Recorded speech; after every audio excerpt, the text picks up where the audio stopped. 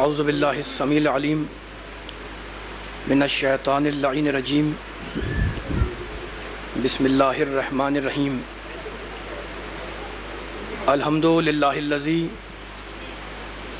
ذکرہ شرف للذاکرین وشکرہ فوز للشاکرین وطاعتہ نجات للمطیعین والصلاة والسلام والتحیۃ والاکرام علی اشرف النبیین وخاتم المرسلین سیدنا و مولانا ابی القاسم محمد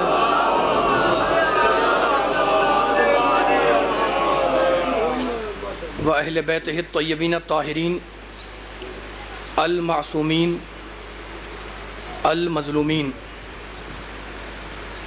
اما بعد فقد قال اللہ سبحانہ وتعالی فی محکم کتابہ المبین بسم اللہ الرحمن الرحیم انا علینا للہدی و انا لنا للآخرۃ والاولی صلوات۔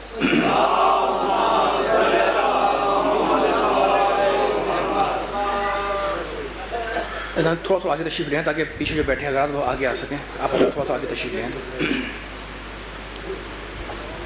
تھوڑا سا آگے تشریف لیں، مل کر بلند ترین صلوات بھیجیں محمد وآل محمد پر۔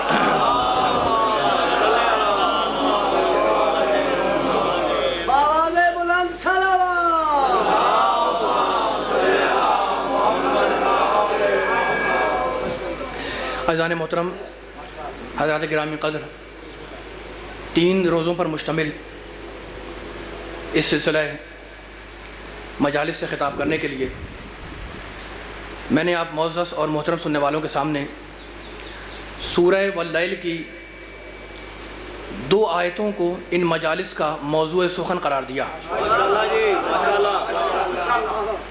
آیات کے نشان 12 اور 13۔ کیا ارشاد فرما رہا ہے پروردگار؟ انا علینا للہدی، بے شک ہدایت کی اور رہنمائی کی ساری کی ساری ذمہ داری اللہ کہہ رہا ہے ہمارے اوپر ہے۔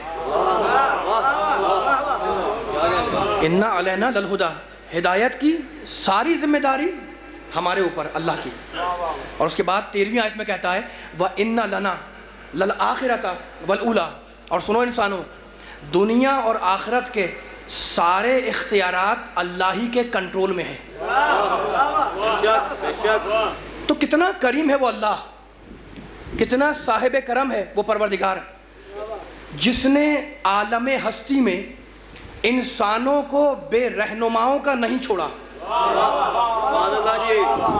اور ہر دور میں، ہر زمانے میں، ہر عہد میں، ہر پیریڈ میں ہدایت کی ذمہ داری لے کر انسانیت کو منزل کمال تک پہنچنے کا سہارا دیا۔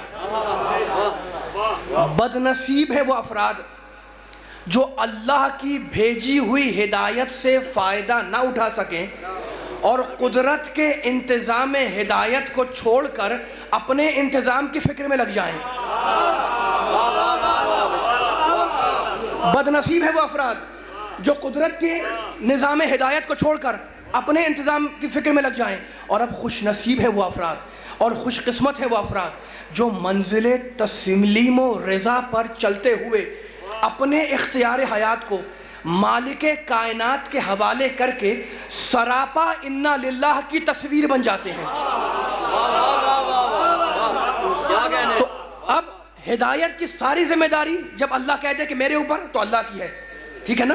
انا علینا للہدی، ہدایت میں کروں گا، ہادیوں کو میں بھیجوں گا۔ تو اب منزل توحید ہو اس میں ہدایت اللہ کی طرف سے، منزل عدل ہو اس میں ہدایت اللہ کی طرف سے، منزل نبوت ہو یا منزل امامت ہو یا منزل قیامت ہو، ہدایت ہوگی اللہ کی طرف سے۔ سورہ الرحمن میں کہتا ہے بسم اللہ الرحمن الرحیم۔ دیکھیں اب یہ پروردگار قرآن میں کس طریقے سے منزل توحید کو، اپنی توحید کو اجاگر کر رہا ہے۔ الرحمن علم القرآن، خلق الانسان علمہ البیان، الشمس والقمر بحسبان والنجم والشجر یسجدان والسماء رفعها ووضع الميزان اللہ تطغوا فی المیزان. پوری آیت کا ترجمہ نہیں کروں گا، بڑا مشہور سورہ ہے. رحمان نے قرآن کی تعلیم دی. الرحمن علم القرآن، رحمان نے قرآن کی تعلیم دی. خلق الانسان، پھر انسان کو خلق کیا. علمہ البیان، اسے بیان سکھلا دیا. ٹھیک ہے نا. آگے چل کے کہتا ہے الشمس والقمر بحسبان، یہ شمس و قمر، چاند اور سورج اللہ کے معین کیے ہوئے راستوں پر رواں دواں ہیں. یہ چاند اللہ کے معین کیے ہوئے راستے پر چل رہا ہے. یہ شمس، یہ سورج اللہ کی بنائی ہوئی منزلوں پر رواں دواں ہے، چل رہا ہے. والشمس والقمر بحسبان والنجم والشجر یسجدان، یہ نجم کے معنی ستارہ. والنجم والشجر یسجدان، یہ نجم، یہ درخت، شجر مجھ اللہ ہی کو سجدہ کر رہے ہیں. تو اب جب اپنا ذکر کرتا ہے، بس اس جملے کو توجہ کرنا، یہ میں نے جو آیتیں پڑھی تھی وہ اس جملے کے لیے. جب اپنا تعارف کراتا ہے قرآن میں تو ستارے کے حوالے سے کراتا ہے.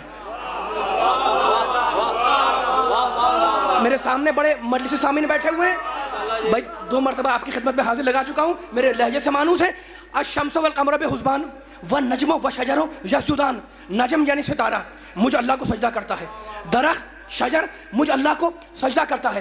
تو جب اپنی بات کی اللہ نے تو ستارے پر گفتگو کی، ستارے کے ذریعے سے اپنے اوپر اللہ نے گفتگو کی. یہ سورہ رحمان کی آیت. اور اب سورہ واقعہ پڑھتے ہوں گے آپ عشاء کی نماز کے بعد، وسعت رزق کے لیے بڑا بہترین سورہ ہے سورہ واقعہ. میں ایک آیت پڑھ رہا ہوں. بسم اللہ الرحمن الرحیم. فلا اقسم بمواقع النجوم وانه لقسم لو تعلمون عظیم انه لقرآن کریم فی کتاب مکنون. فلا اقسم بمواقع النجوم، اللہ کہہ رہا ہے کہ میں ستاروں کے، وہاں نجم تھا یہاں نجوم ہے. ٹھیک ہے نا. ایک ایک جملے پر توجہ کرنا. وہاں نجم کہا، ستارہ مجھے سجدہ کرتا ہے. اور یہاں کیا کہتا ہے؟ فلا اقسم بمواقع النجوم، میں ستاروں کے چلنے کے راستوں کی قسم کھاتا ہوں. سورہ واقعہ، سورہ رحمان، سورہ واقعہ. فلا اقسم بمواقع النجوم، میں ستاروں کے چلنے کے راستوں، اترنے کے راستوں کی قسم کھاتا ہوں. انہ لقسم لو تعلمون عظیم، اور اگر تمہیں کائنات کا علم ہوتا تو تم سمجھتے کہ یہ قسم کتنی عظیم ہے. اللہ بول رہا ہے، میں نہیں بول رہا، قرآن کی آیت ہے. فلا اقسم بمواقع النجوم وانہ لقسم لو تعلمون عظیم، میں ستاروں کے چلنے کے راستوں کی قسم کھاتا ہوں. وانہ لقسم لو تعلمون عظیم، اگر تمہیں علم ہوتا تو تم جانتے کہ ستاروں کے چلنے کے راستوں کی قسم کتنی عظیم قسم ہے. اس کے فوراً بعد کہتا ہے انہ لقرآن کریم، قسم ہے ستارے کی کہ یہ قرآن بڑا کریم ہے. جب اپنا ذکر کیا ستارے کے حوالے سے، جب اپنی کتاب کا ذکر کیا،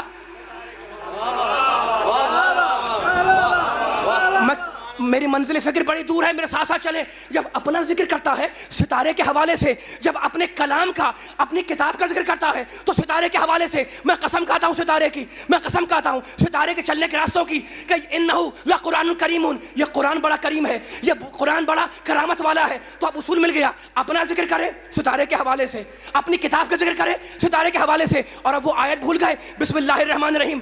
والنجم اذا ہوا ما ضل صاحبکم وما غوا وما ينطق عن الهوى ان هو الا وحی یوحی، قسم ہے ستارے کی جب کہ وہ ٹوٹ کے چلا، ہمارا نبی نہ کبھی بھٹکا نہ کبھی گمراہ ہوا.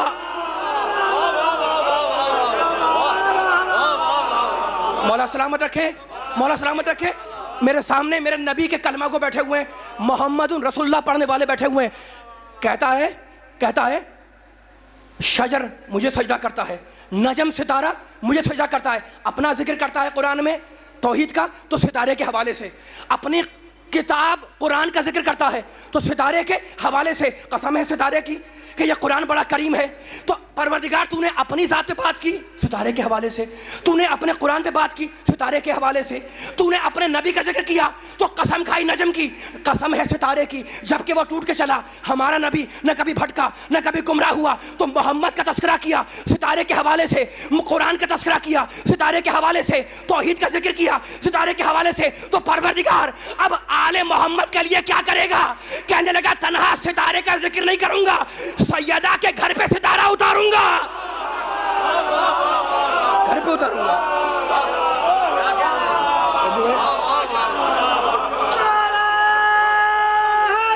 گھر پہ اتاروں گا۔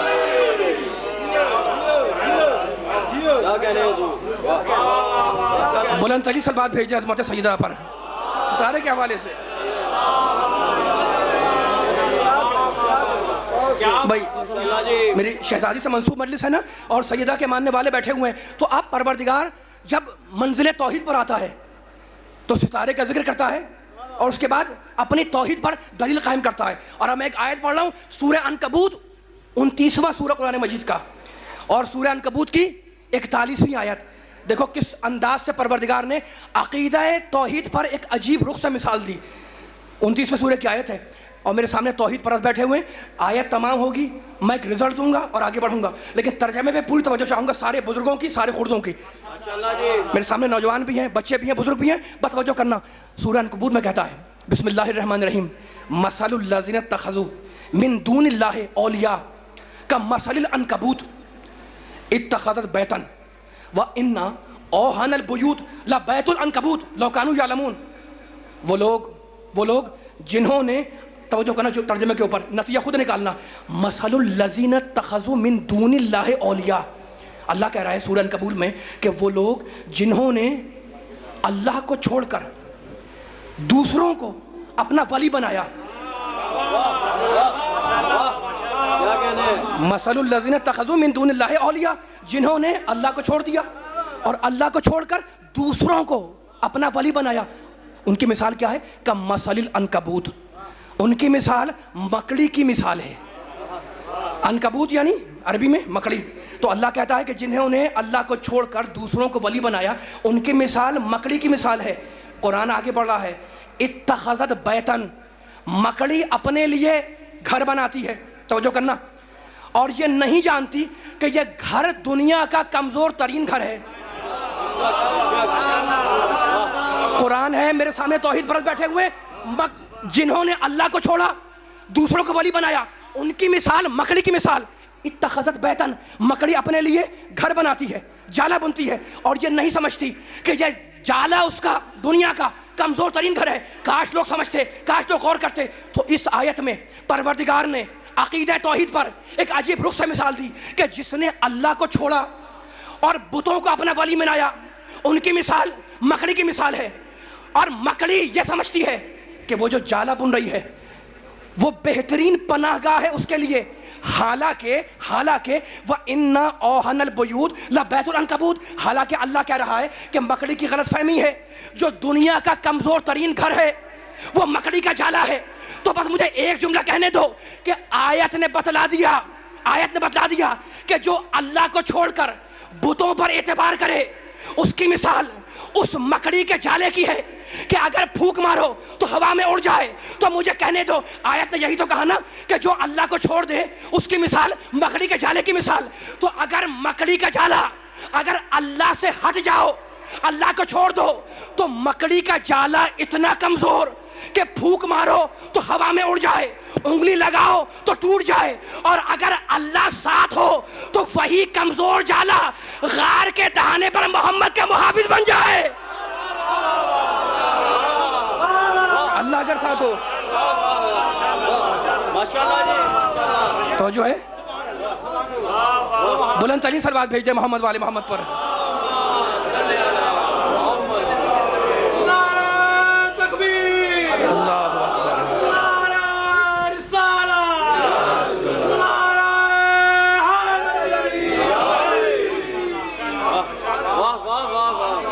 اللہ سے ہٹ جاؤ تو جالا انتہائی کمزور نازک، اور اگر اللہ ساتھ میں ہو تو وہی کمزور جالا ذات محمد کا محافظ ہے۔ بھائی میرے سامنے بڑے صاحبان فکر بیٹھے ہوئے ہیں, آیتیں سننے والے بیٹھے ہوئے ہیں, تو قرآن نے کیا کہا؟ اِنَّ أَوْهَنَ الْبُيُوتِ لَبَيْتُ الْعَنْكَبُوتِ, مکڑی کا جالا کمزور ترین گھر ہے. بیت کے معنی گھر کے. اب میں پھر ایک آیت پڑھ رہا ہوں اور ایک عجیب رخ سے اپنے جتنے محترم سننے والے بیٹھے ہوئے ہیں ان کو ایک غذائے فکر دے رہا ہوں, قرآن سے ایک معنی کر رہا ہوں. پھر ایک مرتبہ آیت سنیں, اِنَّ أَوْهَنَ الْبُيُوتِ لَبَيْتُ الْعَنْكَبُوتِ, مکڑی کا گھر, مکڑی کا جالا انتہائی کمزور گھر. لو کانوا یعلمون, کاش لوگ سمجھتے, ٹھیک ہے نا.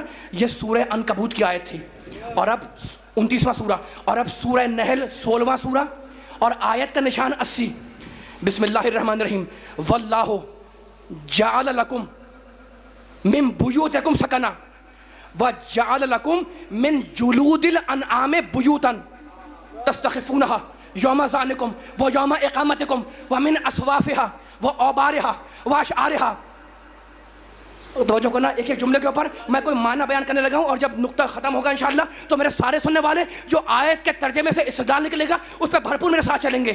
سورہ نحل میں کہتا ہے, سورہ نحل میں کہتا ہے واللہ جعل لکم من بیوتکم سکتا, اللہ نے تمہارے بیوت کو, بیت ایک گھر, بیوت بہت سے گھر, ٹھیک ہے نا, قید بیوت, بیت بیوت. اللہ کہتا ہے کہ اللہ نے تمہارے لیے تمہارے گھروں کو سکونت کا باعث قرار دیا. تم گھروں میں ٹھہرتے ہو, گھروں میں رہتے ہو, تو تمہارے لیے تمہارا گھر باعث سکونت ہے, ٹھیک ہے نا. تو اب سورہ نحل میں کہتا ہے کہ گھر تمہارے لیے سکونت کا باعث ہے. اور اب پھر کہتا ہے وَجَعَلَ لَكُم مِّن جُلُودِ الْأَنْعَامِ بُيُوتًا, اور اللہ نے تمہارے لیے ناقے کی اون سے تمہیں بیت بنانا سکھلایا. توجہ کریں, میں جو ترجمہ کر رہا ہوں تاکہ یہ استدلال ہوگا, قرآن سننے والے سمجھنے والے اس جملے پہ پہنچ جائیں. کہتا ہے اللہ کہ ہم نے تمہیں مویشیوں کے اون سے بیت بنانا سکھایا. بیت یعنی گھر, ٹھیک ہے نا, کمال ہو گیا.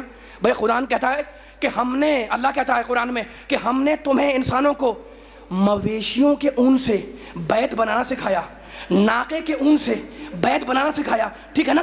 کیسا بیت اور کیسا گھر ہے جو اون سے بنتا ہے؟ تستخفونہا یوم ظعنکم و یوم اقامتکم, اتنا ہلکا گھر ہے جو اون سے بنے کہ جب چاہے اس کے اندر جاؤ, جب چاہے اسے اٹھا کر ناقے کی پشت پر رکھ دو. اون سے بنا ہوا بیت, اون سے بنا ہوا گھر اتنا کمزور, اتنا ہلکا ہے کہ جب چاہو اس کے اندر جاؤ سواریاں کرتے ہوئے, جب دل چاہے اسے لپیٹو, اٹھا کر پشت پر رکھ دو اونٹ کی. تو اب قرآن نے دو اصطلاح دی, مکڑی کا جالا وہ بھی بیت. میرے جملے میں توجہ کریں, میرے نقطہ سمجھ بیٹھے ہوئے, ذرا سی باریک بات ہے لیکن میں چاہوں گا کہ خطیبانہ وار اپنے سننے والوں کو اس رزلٹ تک لے جاؤں. مکڑی کا جالا وہ بھی بیت, اون سے بنا ہوا گھر قرآن کی اصطلاح میں وہ بھی بیت. تو دو آیتوں میں دو چیزیں ملی. سورہ عنکبوت میں کہتا ہے کہ مکڑی کا جالا صحیح لیکن قرآن کی نگاہ میں بیت ہے. سورہ نحل میں کہتا ہے کہ تم جو اونٹ کی اون سے گھر بناتے ہو وہ اللہ کی نگاہ میں بیت ہے.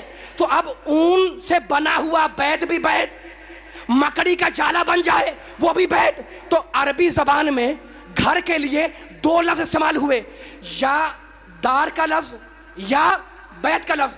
دونوں کا فرق بیان کر دوں تو ایک جملہ عادیہ کر دوں.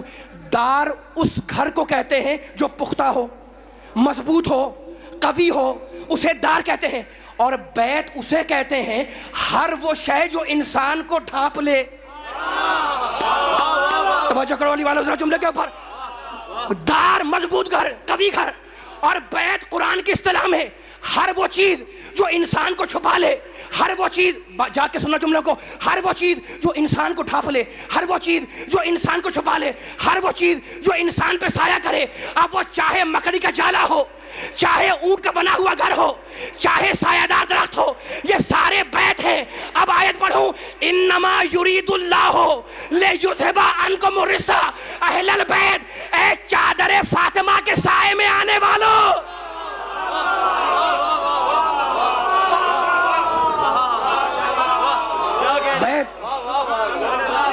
بلند ترین صلوات بھیج دے محمد والے محمد پر.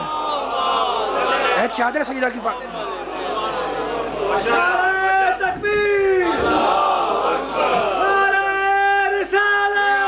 رسول اللہ.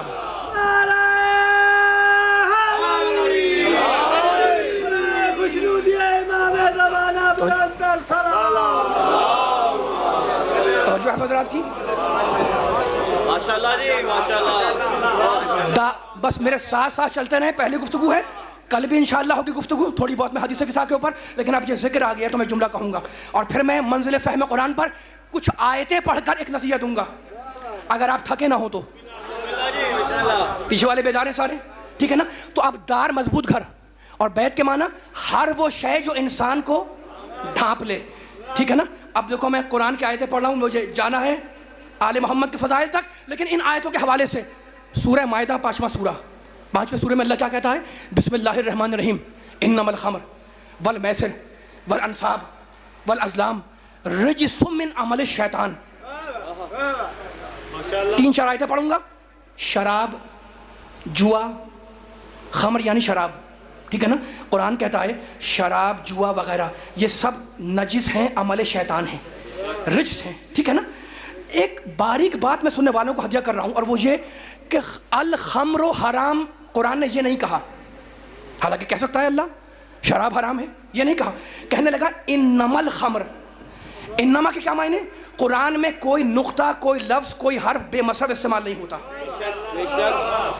میرے جملے کے ساتھ ساتھ چلیں تاکہ مجھے احساس ہو کہ سارے سننے والے بیدار ہیں. کہہ دے الخمر حرام, ہم مان لیں گے حرام ہے, اللہ نے کہہ دیا. کہہ دے الخمر رجس, شراب رجس ہے, ہم مان لیں گے. یہ نہیں کہتا انما الخمر. انما الخمر, خمر سے پہلے انما کا حرف رکھا. انما کے معنی کیا دوستو؟ انما کے معنی کہ جیسی شراب حرام ویسی کوئی نہیں. میں نے آسان ترین ترجمہ کیا ہے سننے والوں کی خدمت میں تاکہ جملہ پہنچ جائے. انما الخمر, انما کے معنی جیسی شراب, جیسی جوا حرام ویسی کوئی شے نہیں حرام. تو اب انما کے معنی سمجھ میں آ گئے کہ جیسا یہ حرام ویسا کوئی نہیں. یہ سورہ مائدہ کی آیت. اور اب سورہ توبہ 9واں سورہ قرآن مجید کا, بسم اللہ الرحمن الرحیم, یہاں بھی انما آیا ہے. انما المشرکون نجس, مشرک نجس ہے. بھائی توجہ کریں جملے پہ ذرا سارے. میں بڑی باریک بات چھڑا ہوا ہوں, درسی انداز میں بیان کر رہا ہوں تاکہ جب جملہ ختم ہو آل محمد کے فضائل پر تو جس کے دل میں آل محمد کی محبت ہے وہ جاگ کر یہ جملہ سنے. مشرک نجس کہہ دیں ہم مان لیں, یہ نہیں کہتا انما المشرکون نجس. کیوں؟ تاکہ انما کی طاقت واضح ہو جائے. مشرک نجس ٹھیک ہے بھائی نجس ہے, لیکن انما جہاں آ جائے انما المشرکون نجس, وہاں مطلب کیا ہے کہ جیسا مشرک نجس ویسا کوئی نہیں. یہ بات واضح ہو گئی. اب میں جملہ ہدیہ کر رہا ہوں. جیسی شراب حرام ویسی کوئی نہیں, جیسا جوا حرام ویسا کوئی نہیں, جیسا مشرک نجس ویسا کوئی نہیں. 2 آیتیں ہو گئی. اب مجھے آیت پڑھنے دو. سورہ کہف 18واں سورہ, بسم اللہ الرحمن الرحیم قل انما انا بشر مثلکم. رسول کہہ دو کہ میں تم جیسا بشر ہوں. انما جیسا میں بشر ویسا کوئی نہیں.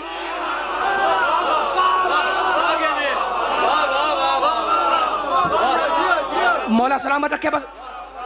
بس یہ داہنے بائیں بیٹھے ہوئے نیچے بیٹھے ہوئے پوری بیداری کے ساتھ قل, رسول کہہ دو انما انا بشر مثلکم. نبی کے کلمہ کو بیٹھے ہوئے ہیں, اب جملہ سننا. قل انما انا بشر مثلکم, رسول کہہ دو کہ میں تم جیسا بشر ہوں, خالی بشر نہیں ہوں. انما, انما کے معنی کیا ہے کہ جو انما کے اندر آ جائے, جیسا وہ ہوتا ہے ویسا کوئی نہیں ہوتا. ٹھیک ہے نا؟ کان پک گئے سنتے سنتے کہ محمد نعوذ باللہ بشر تھے, اللہ نے نبی بنا دیا. عبداللہ کے بیٹے, آمنہ کے بیٹے, ان کے نسل سے تھے عبداللہ آمنہ کی, اور اللہ نے انہیں نبی بنا دیا. ٹھیک ہے نا؟ اب میں کوئی تبصرہ نہیں کروں گا, لیکن کہنے والے نے, گستاخان رسول نے یہی تو کہا نا کہ محمد بشر تھا. میرا جملہ یاد رکھنا آخری آدمی تک, محمد بشر تھا, اللہ نے نبی بنا دیا. اب تاریخ کو بدل رہا ہوں بھائی, ذرا چلو کہ بشریت کا آغاز کب سے ہوا. سورہ صاد میں قرآن کہتا ہے انی خالق بشرا من طین. اللہ کہہ رہا ہے میں مٹی سے, میں تین سے, تین یعنی گیلی مٹی, میں گیلی مٹی سے ایک بشر بنانے والا ہوں جس کا نام ہے آدم. تو جب آدم آئیں گے, جب بشریت کا آغاز ہوگا, اور میرا نبی کنتو نبیان. توجہ قرآنی والو, دونوں ہاتھ بلند کر کے نعرے حیدری.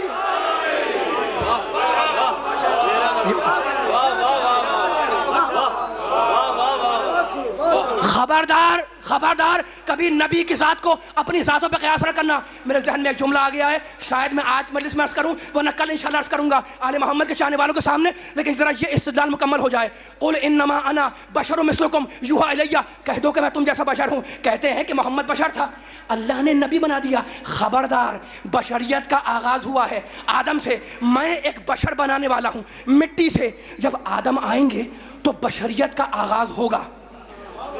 میرا محمد آدم کے آنے سے پہلے نبی تھا.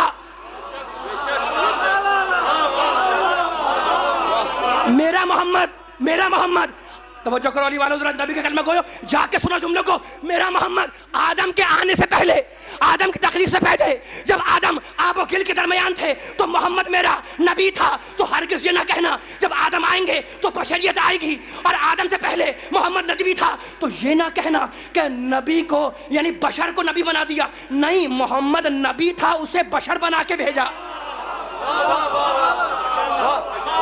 بلند ترین صلوات بھیج دے محمد والے محمد پر.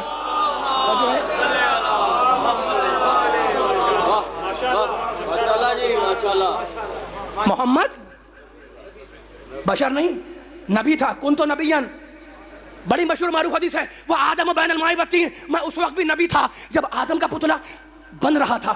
آدم آب و گل کے درمیان میں ہو اور محمد نبی ہے, ٹھیک ہے نا. مجھے جانا تھا انما کے معنی تک اور میں بیچ میں ایک جملہ شان مصطفیٰ میں کہتا ہوا آگے بڑھ گیا. اب میرا جملہ سننا, یہ ساری آیتیں میں نے اس جملے کے لیے پڑھی. قل انما انا بشر مثلکم یوحی الی, نتیجہ دے رہا ہوں ساری آیتوں کا. رسول کہہ دو کہ میں تم جیسا بشر. معنی کیا ہے انما کے؟ جیسا میں بشر ویسا کوئی نہیں, ٹھیک ہے نا. انما الخمر والمیسر والانصاب والازلام رجس من عمل الشیطان, شراب جوا سب نجس ہیں, رجس ہیں, عمل شیطان ہے. انما کے معنی کیا؟ جیسی شراب حرام ویسی کوئی نہیں. بس میں مکمل کر رہا ہوں جملے کو.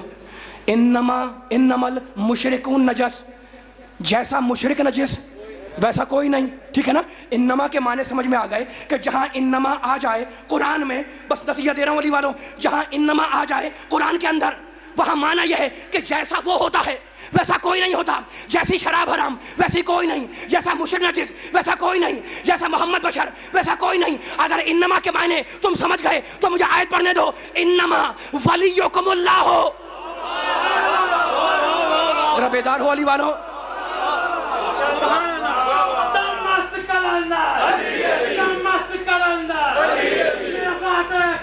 علی علی مل کے بولو سارے. علی علی علی علی علی علی.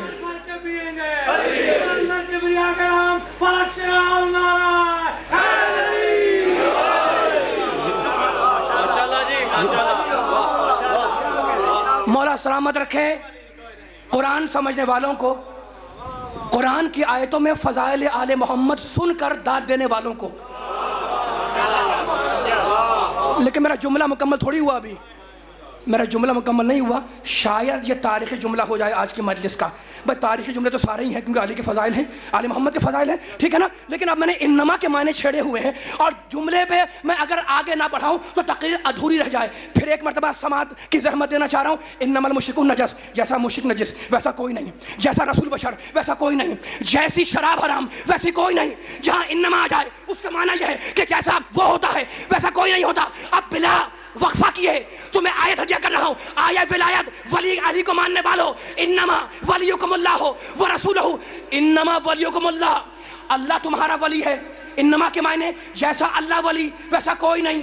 ورسولہ, اور رسول تمہارا ولی ہے, جیسا رسول ولی ویسا کوئی نہیں.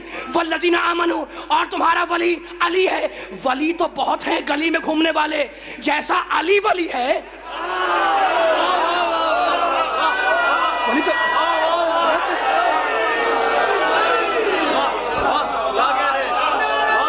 جیسا علی ولی ویسا کوئی نہیں.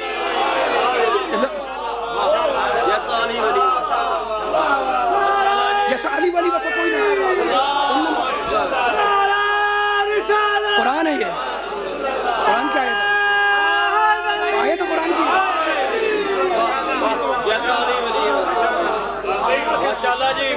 انما ولیکم اللہ, اللہ تمہارا ولی ہے. ورسولہ, اور اس کا رسول تمہارا ولی ہے, اور علی ولی ہے, ٹھیک ہے نا. ہم یہی تو کہتے ہیں، ہمارا کلمہ، ہمارا عقیدہ قرآن کی آیتوں سے ہٹ کے نہیں ہوتا.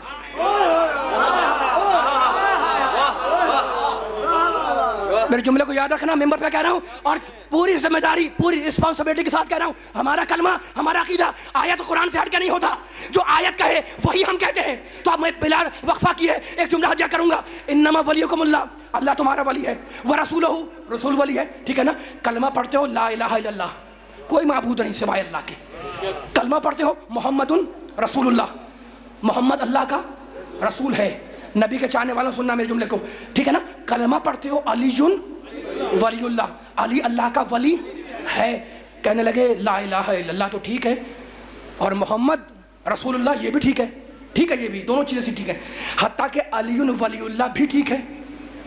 لیکن یہ عجیب بات ہے کہ یہ علی کے چاہنے والے لا الہ الا اللہ چھوٹا سا کلمہ، اتنا سا، جب محمد کا کلمہ پڑھتے ہیں محمد رسول اللہ اتنا سا، اور جب علی کا ذکر کرتے ہیں تو کہتے ہیں علی ولی اللہ، جس کے دل میں علی کی محبت ہے. میرے جملے پہ توجہ کرنے والوں، کہنے لگے جب علی کا ذکر کرتے ہیں لا الہ الا اللہ اتنا سا، محمد رسول اللہ اتنا سا، اور جب علی کا ذکر کریں تو کہتے ہیں علی ولی اللہ و وصی رسول اللہ و خلیفتہ بلا فصل. کہنے لگے ایسا لگ رہا ہے جیسے کوئی پوری ٹرین چل رہی ہے.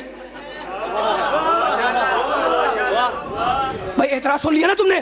اللہ بڑا ہے، اس کا کلمہ اتنا سا، محمد بڑا ہے، اس کا کلمہ اتنا کا، لیکن جب علی کا ذکر کیا، بس تاخیر ختم کر رہا ہوں علی والے جملے کے اوپر، علی ولی اللہ وہ وصی رسول اللہ وہ خلیفتہ بلا فصل. کہنے لگے ایسا لگ رہا ہے کہ جیسے کوئی ٹرین چل رہی ہو. تو یہی تو کہتا ہوں کہ آیت سے ہٹ کر ہم نے کلمہ نہیں بنایا. بھائی آیت نے کیا کہا؟ انما ولیکم اللہ، ہم نے کہا لا الہ الا اللہ، آیت نے کہا ورسولہ، ہم نے کہا محمد رسول اللہ. اب قرآن آگے بڑھا، والذین آمنوا الذین یقیمون الصلاۃ ویؤتون الزکاۃ وہم راکعون، ہم نے کہا علی ولی اللہ ووصی رسول اللہ وخلیفتہ بلا فصل. تو اللہ پہ اعتراض کرو کہ وہ کیوں ٹرین چلا رہا ہے؟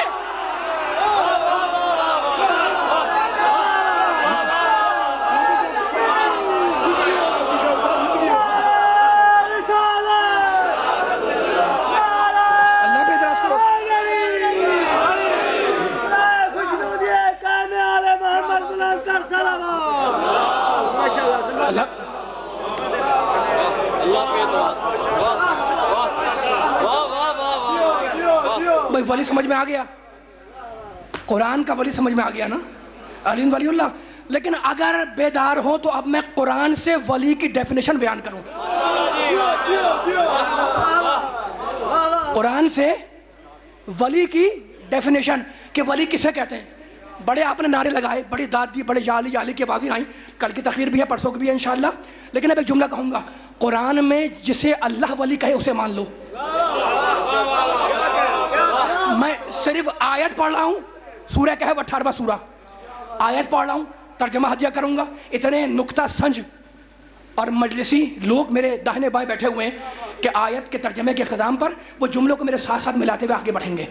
وَإِذْ قُلْنَا لِلْمَلَائِكَةِ اسْجُدُوا لِآدَمَ فَسَجَدُوا إِلَّا إِبْلِيسَ كَانَ مِنَ الْجِنِّ فَفَسَقَ عَنْ أَمْرِ رَبِّهِ أَفَتَتَّخِذُونَهُ وَذُرِّيَّتَهُ أَوْلِيَاءَ مِن دُونِي وَهُمْ لَكُمْ عَدُوٌّ بِئْسَ لِلظَّالِمِينَ بَدَلًا مَا أَشْهَدتُّهُمْ خَلْقَ السَّمَاوَاتِ وَالْأَرْضِ وَلَا خَلْقَ أَنفُسِهِمْ وَمَا كُنتُ مُتَّخِذَ الْمُضِلِّينَ عَضُدًا. 18واں سورہ، ولی کے معنی، ولی کے ڈیفینیشن آیت کی روشنی میں. بس تقریر ختم کر رہا ہوں میں. یاد کرو اس وقت کو جب اللہ نے وَإِذْ قُلْنَا لِلْمَلَائِكَةِ اسْجُدُوا لِآدَمَ، یاد کرو اس وقت کو جب اللہ نے سارے فرشتوں سے کہا کہ آدم کو سجدہ کرو. بس میں ترجمہ کروں گا. فَسَجَدُوا إِلَّا إِبْلِيسَ، سارے ملائکہ نے سجدہ کیا، ابلیس نے انکار کر دیا. ٹھیک ہے نا؟ کَانَ مِنَ الْجِنِّ، وہ جنوں میں شامل تھا، ابلیس جنوں میں تھا. فَفَسَقَ عَنْ أَمْرِ رَبِّهِ، اس ابلیس نے اپنے رب کے امر کی نافرمانی کی. کس نے کی؟ بڑے مجلس سامنے بیٹھے ہوئے، مجھے آگے بڑھنا ہے. فَفَسَقَ عَنْ أَمْرِ رَبِّهِ، داہنے بائیں بیٹھے ہوئے سارے سننے والے بیدار ہوں. فَفَسَقَ عَنْ أَمْرِ رَبِّهِ، اس نے، کس نے؟ ابلیس نے کیا کیا؟ عَنْ أَمْرِ رَبِّهِ، اپنے رب کے امر کی نافرمانی کی کیا کہتے ہو؟ شیطان. تو جو امر کا نافرمان ہو وہ شیطان بن جائے, تو جو صاحب الامر کا نافرمان ہو, سوچنا کہ وہ کیا ہوگا, سوچنا کہ وہ کیا ہوگا. بڑے نقطہ سمجھ افراد بیٹھے ہوئے, مجھے تو ولی تک جانا ہے کہ ولی کس کہتے کسے ہیں. قرآن سے ثابت کر رہا ہوں کہ ولی کسے کہتے ہیں, اور قرآن کی آیتیں پڑھ کے ہدیہ کر رہا ہوں جملے والوں سننے والوں کو. افا تتخذونہ وذریتہ اولیاء من دونی.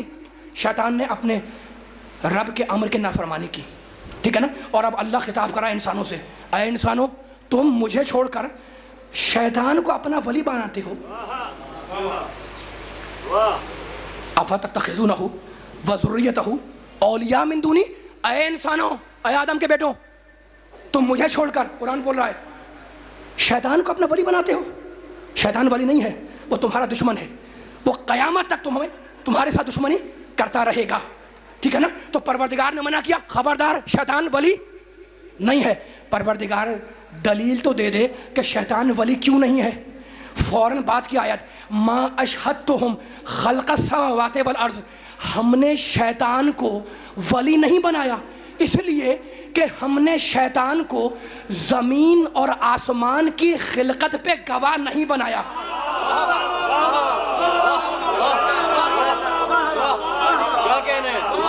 میرے بڑے سننے والے بیٹھے ہوئے ہیں, ذرا توجہ کریے گا جملے کے اوپر, بڑی باریک بات ہے.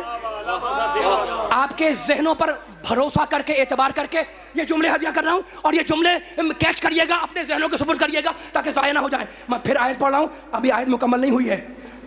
شیطان ولی نہیں ہے, شیطان تمہارا دشمن ہے. پروردگار بتلا تو دے کہ شیطان ولی کیوں نہیں ہے.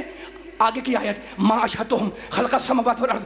ہم نے شیطان کو ولی نہیں بنایا. پروردگار کیوں نہیں بنایا؟ تو جو آخری آدمی تک, اس لیے نہیں بنایا کہ ہم نے شیطان کو زمین اور آسمان کی خلقت پہ گواہ نہیں بنایا. ولا خلق انفسہم, اور ہم نے شیطان کو خود اس کی خلقت پہ بھی گواہ نہیں بنایا. قرآن آگے پڑھنا, میرے ساتھ چلنا. شیطان زمین و آسمان کی خلقت پہ گواہ نہیں, شیطان اپنی تخلیق پر گواہ نہیں. تو اصول کیا بنا؟ ایک بات کہی جاتی ہے, ایک بات سمجھی جاتی ہے. اللہ کہہ رہا ہے کہ شیطان ولی نہیں ہے اس لیے کہ ہم نے زمین و آسمان کی تخلیق پر اسے گواہ نہیں بنایا. تو اب جو ولی ہو وہ گواہ ہو. بڑی باری بات علی والوں, ذرا میرے ساتھ چلو. میں آپ کے چہرے دیکھ رہا ہوں لیکن ابھی نوجوانوں کے لیے آسان کر رہا ہوں. جو زمین و آسمان کی تخلیق پر گواہ ہو وہ اللہ کا ولی ہو, جو اپنی تخلیق پر گواہ ہو وہ اللہ کا ولی ہو. اور اب آخری شرط, وَمَا كُنْتُ مُتَّخِذَ الْمُضِلِّينَ عَضُدًا. اور ہماری سیرت یہ ہے کہ ہم کبھی گناہگار سے اور گمراہ سے مدد نہیں لیتے. آیت ترجمہ تمام کر دیا میں نے. اب اگر تھک کے نہیں بیٹھے ہو تو جملے کو ایک مرتبہ اور سنو اور مجھے جواب دینے دو علی والو کہ قرآن نے ولی کی تعریف یہ کی کہ جو زمین و آسمان کی خلقت پہ گواہ ہو وہ اللہ کا ولی ہو, جو اپنی تخلیق پر گواہ ہو وہ اللہ کا ولی ہو. اور وما کنتو متخذ المضلین عضدا, جو اللہ کی سنت یہ ہے کہ اللہ کبھی گمراہ کو اپنا مددگار نہیں بناتا, کبھی گمراہ سے اپنا کام نہیں لیتا. تو اب جس سے اللہ اپنا کام لے وہ اللہ کا ولی, جس سے اللہ اپنا کام لے وہ اللہ کا ولی. آیا ذہن میں آئی, رسول تم یتیم تھے, ہم نے تمہاری پرورش کی, پرورش کروائی ابو طالب سے.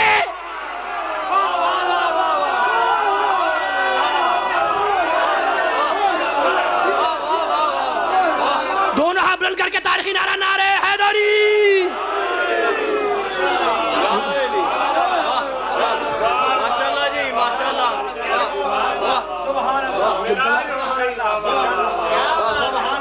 بلند ترین صلوات بھیج دے محمد والے محمد.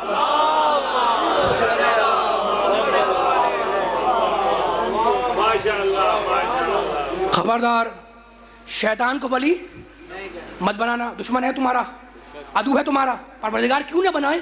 ما اشہدتہم خلق السماوات والارض. ہم نے شیطان کو زمین اور آسمان کی تخلیق پر گواہ نہیں بنایا. تو جو زمین و آسمان کی تخلیق پر گواہ ہو وہ ولی ہو.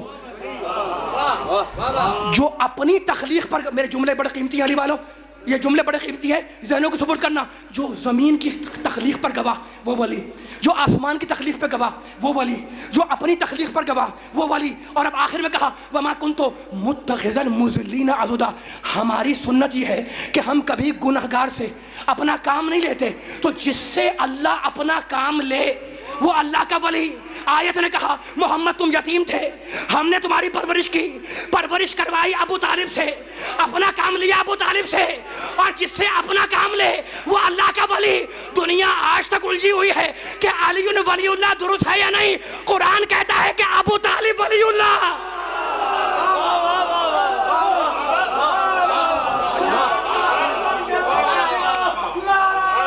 علی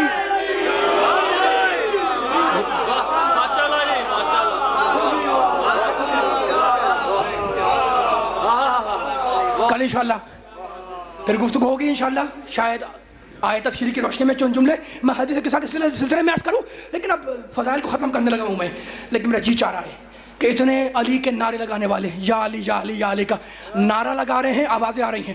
میں نے بے انتہا مختلف مقامات پر مختلف مجلسوں میں یہ جملہ کہا، اور شاید یہاں پہ بھی کہا اور پھر کہہ کے جاؤں گا کہ یا علی مدد کہنا میرا شناختی کارڈ ہے.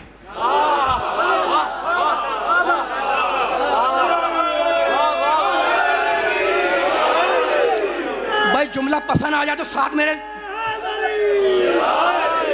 اب اگر جملہ میرا پسند آ جائے، بھائی داد بہت دی آپ نے، نعرے بہت لگائے، میں کوئی آپ سے ڈیمانڈ نہیں کر رہا، تقریر میں ختم کر چکا. لیکن اب اگر جو میں جملہ عرض کر رہا ہوں علی کے چاہنے والوں، یا علی مدد کے اوپر پسند آ جائے، بات قابل قبول ہو تو میرے ساتھ چلنا، میں مصائب تک آنے لگا ہوں. ٹھیک ہے نا؟ کہتے ہیں علی سے مدد مانگنا حرام ہے، بدعت ہے، شرک ہے، گناہ ہے. کیوں؟ اس لیے کہ اللہ کہتا ہے ایاک نعبد و ایاک نستعین، پروردگار ہم فقط اور فقط تجھ سے مدد مانگتے ہیں اور تیری ہی عبادت کرتے ہیں.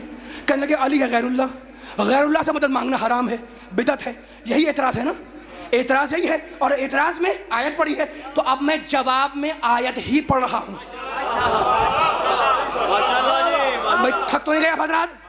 تقریر ختم ہو گئی، میں نے کہا نا بڑے نعرے لگا دیے آپ نے، بڑے دعا دے دی، تقریر ختم ہو گئی. لیکن اب متفق بین الفریقین روایت پڑھ رہا ہوں اور آیت پڑھ رہا ہوں، اور رد کر سکتے ہو تو رد کر دینا. قرآن میں کیا کہنے لگے کہ قرآن میں اللہ کہتا ہے ایاک نستعین، مدد فقط اللہ کی. اب میں قرآن ہی کی آیت پڑھ رہا ہوں. قرآن میں ہے اے ایمان لانے والو استعینوا بالصبر والصلاۃ، اے ایمان لانے والو صبر سے مدد مانگو. کیا صبر خدا ہے؟ بھائی جملے میں توجہ کرو علی والوں، جملہ ضائع نہ ہونے پائے. جن کو میں دیکھ رہا ہوں، جن کو نہیں دیکھ پا رہا، بڑے آپ نے نعرے لگا دیے. اگر جملہ سمجھ میں آ جائے تو میرے ساتھ چلنا. اے ایمان لانے والوں صبر سے مدد مانگو، صلاۃ نماز سے مدد مانگو. ٹھیک ہے نا؟ تو غیر اللہ سے مدد مانگنے کو تو خود اللہ کہتا ہے قرآن میں نا کہ صبر سے مدد مانگو. تو یہ صبر ہے کیا؟ بھائی پوری توجہ آخری آدمی تک. تقریر میں نے کہا ختم ہو گئی، آخری جملہ یا علی مدد کے اوپر. یہ صبر ہے کیا؟ صاحب کنز الاموال کا تعلق میرے مسلک سے نہیں ہے. انہوں نے روایت لکھی کہ پیغمبر اکرم نے فرمایا، پوری بیداری کے ساتھ آخری آدمی تک جو پیچھے تک بیٹھے ہوئے، الایمان نصفان. میرے نبی نے کہا کہ ایمان کے دو حصے ہیں، نصفہ صبر، آدھا ایمان صبر ہے، آدھا ایمان شکر ہے. تو نگاہ رسول میں آدھا ایمان صبر ہے، اور نگاہ قرآن میں کہ صبر سے مدد مانگو. یہ عجیب مسلمان ہے کہ نصف ایمان سے مدد مانگنے کو جائز سمجھتے ہیں، اور اگر ہم کل ایمان سے مدد مانگ لیں فیصلہ.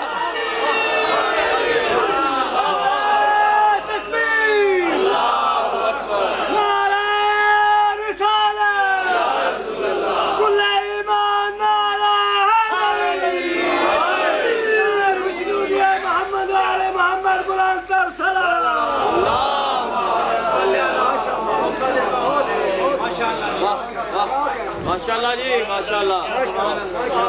میں مجھے نہیں معلوم ہے مصائب تک آ جاؤں یا فضائل کے دو جملے اور عرض کروں. تکلف نہ کہیے گا، اگر تھک گئے تو مصائب پہ آ جاؤں میں. اجازت ہے دو جملے فضائل کے؟ یہی تو میں کہتا ہوں کہ علی کے فضائل یہ کسوٹی ہے مومن اور منافق کو پہچاننے کی. شاعر نے صحیح کہا کہ منافق ہے کہ مومن. رنگ چہرے کا بتا دے گا.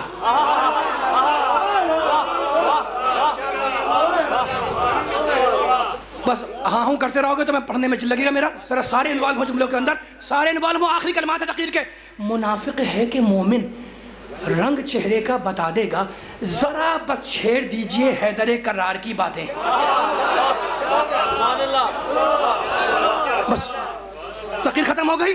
میں تو حیدر کرار کے ماننے والوں کے سامنے حیدر کرار ہی کی باتیں چھیڑ رہا ہوں نا, بیٹھا ہوا, اور کل بھی چھیڑوں گا انشاءاللہ, پرسوں بھی چھیڑوں گا انشاءاللہ. لیکن اب تقریر کو ختم کر رہا ہوں, اور ختم کرتے ہوئے ایک جملہ فضائل کا علی کے چاہنے والوں کو ہدیہ کروں گا کہ دیکھو میں نے آیت پڑھی قرآن کی, اس میں علی کا ذکر. میں نے ہادیوں کا ذکر کیا, اس میں علی کا ذکر. میں نے سورہ واللیل کی آیت سرنامہ کرام میں پڑھی, اس میں ہدایت کا ذکر, ہادیوں کا ذکر, اس میں علی کا ذکر. ٹھیک ہے نا.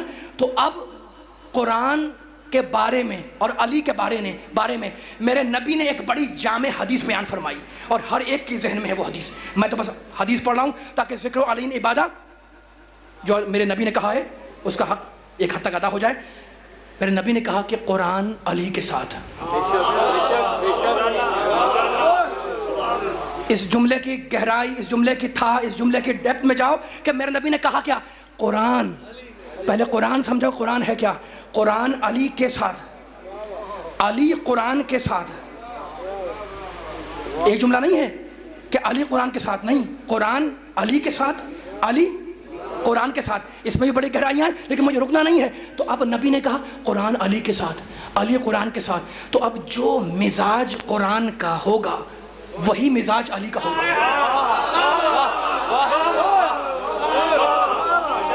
جو تینت قرآن کی ہوگی وہ تینت علی کی ہوگی.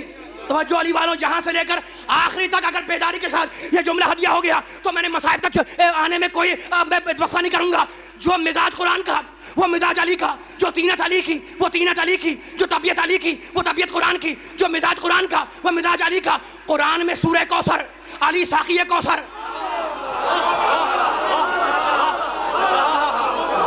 مولا سلامت رکھے, یہ آپ کی بیداری مجھے مجبور کر رہی ہے جملہ آگے بڑھانے پر. بس آخری جملہ آج کی مجلس کا, مولا سارے بانیان مجلس کو, حاضرین مجلس کو سلامت رکھے, شاد و آباد رکھے. جو جہاں جہاں سے آیا ہوا ہے علی کے فضائل سننے کے لیے اسے جملے ہدیہ کر رہا ہوں, یہ تحفہ دے رہا ہوں کہ جو مزاج قرآن کا وہ مزاج علی کا, جو تینت قرآن کی وہ تینت علی کی, جو طبیعت قرآن کی وہ طبیعت علی کی. قرآن میں سورہ کوثر, علی ساقی کوثر. قرآن میں سورہ آل عمران, علی فرزند حضرت عمران. قرآن میں قل ہو اللہ احد, میرا مولا علی, اللہ کی وحدانیت کی سند. قرآن بے عیب, علی بے عیب. قرآن بے خطا, علی بے خطا. قرآن صاحب عصمت, علی صاحب عصمت. قرآن معصوم, علی معصوم. تو جو مزاج قرآن کا وہ مزاج علی کا. ذرا قرآن سے پوچھو کہ قرآن کا مزاج کیا ہے. سورہ حشر نے بیان کیا کہ قرآن ہے کیا. لو انزلنا ھذا القرآن علی جبل لرأیتہ خاشعا متصدعا من خشیۃ اللہ. علی والو, قرآن کا مزاج یہ ہے کہ اگر یہ قرآن پہاڑ پر آ جائے تو پہاڑ پھٹ جائے. جو مزاج قرآن کا وہ مزاج علی کا. قرآن پہاڑ پہ آئے تو پہاڑ پھٹ جائے, علی کعبے میں آئے تو دیوار پھٹ جائے.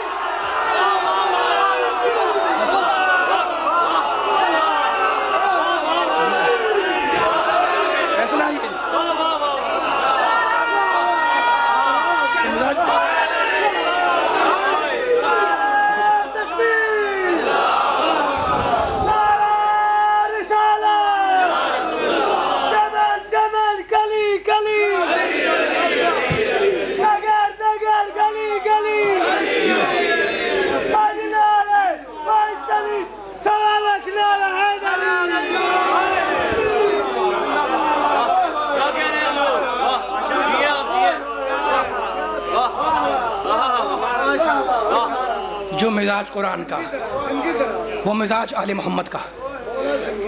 جو خون قرآن کی رگوں میں ہے وہ خون آل محمد کی رگوں میں ہے. اگر حسین اور قرآن کا خون ایک نہ ہوتا تو سر و تن میں جدائی کے بعد نوکے نیزہ سے حسین قرآن نہ پڑھتا.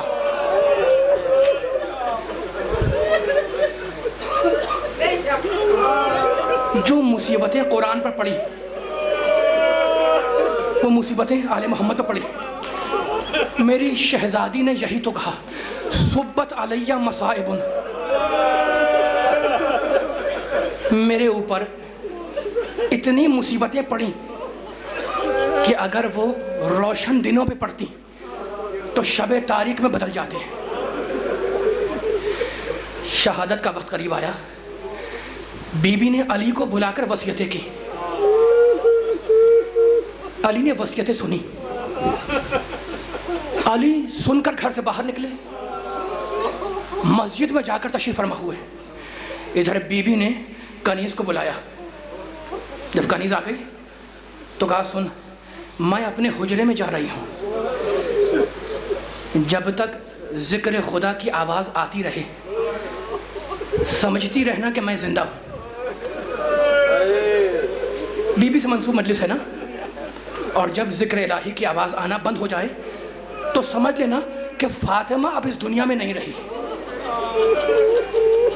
یہ کہہ کے حجرے میں آئیں، ادھر شہزادی نے قرآن کی تلاوت کرنا شروع کی، ادھر کنیز دروازے کے باہر آ کے بیٹھ گئی۔ شہزادی تلاوت کر رہی ہیں، شہزادی نماز پڑھ رہی ہیں، تسبیح کی آوازیں آ رہی ہیں۔ ایک مرتبہ عزاداروں تسبیح کی آواز آنا منقطع ہوئی۔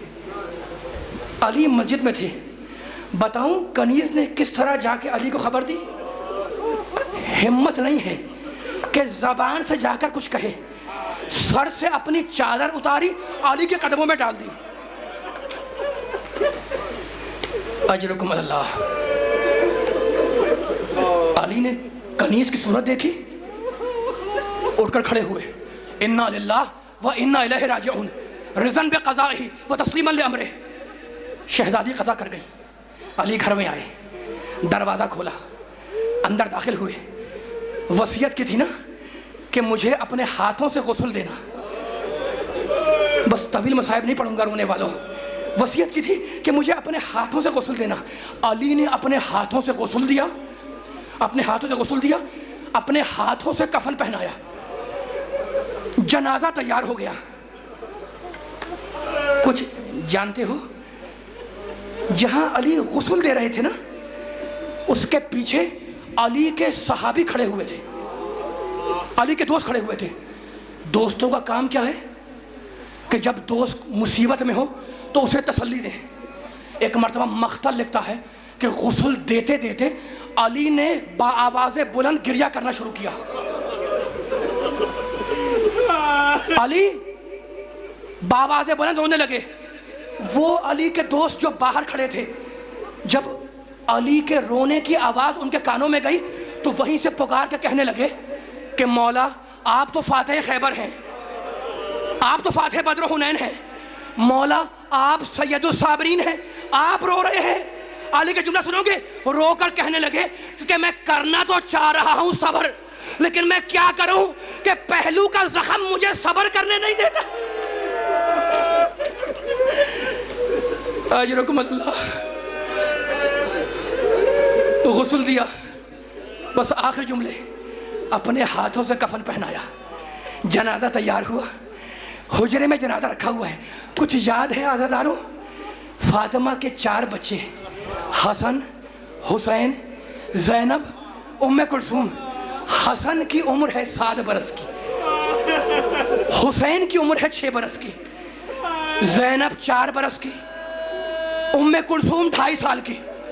ایک مرتبہ جنازہ رکھ کر کہنے لگے یا حسن یا حسین یا زینب یا ام کلثوم حلمو الی زیارت امکم، بیٹو آؤ اپنی ماں کا آخری دیدار کر لو۔ اجرکم اللہ۔ آپ کی آوازیں بلند ہیں، رونے والوں خدا تمہیں سیدہ کے غم کے علاوہ کوئی غم نہ دے، لیکن بس آخری جملہ سننا، بیٹو آؤ اپنی ماں کا آخری دیدار کر لو۔ 2 بچے آ گئے۔ مقتل لکھتا ہے کہ 2 بچے اپنی ماں کی صورت دیکھنے آ گئے۔ گھر کی کنیز کہتی ہے کہ 2 بچے آ گئے اور 2 بچے وہیں دروازے پر کھڑے رہے۔ حسن آئے زیارت کے لیے، ام کلثوم آئی آخر جملہ ماں کا چہرہ دیکھنے کے لیے، حسین وہیں کھڑے رہے، زینب وہیں کھڑی رہی۔ علی نے پکار کے کہا بچوں آؤ اپنی ماں کا آخری دیدار کر لو۔ حسین نے پکار کے آواز دی بابا ہم اس وقت تک نہیں آئیں گے جب تک اماں ہمیں ویسے نہ بلائیں جیسے مریم نے عیسیٰ کو بلایا تھا. عزادارو بس یہ سننا تھا. ایک مرتبہ بندے کفن ٹوٹ گئے, ایک ہاتھ سے حسین کو بلایا, دوسرے ہاتھ سے زینب کو بلایا, بچے دوڑتے ہوئے آئے, ماں کے سینے سے لگ گئے, جبریل کی آواز آئی, علی بچوں کو ہٹاؤ, کائنات میں زلزلہ آ جائے.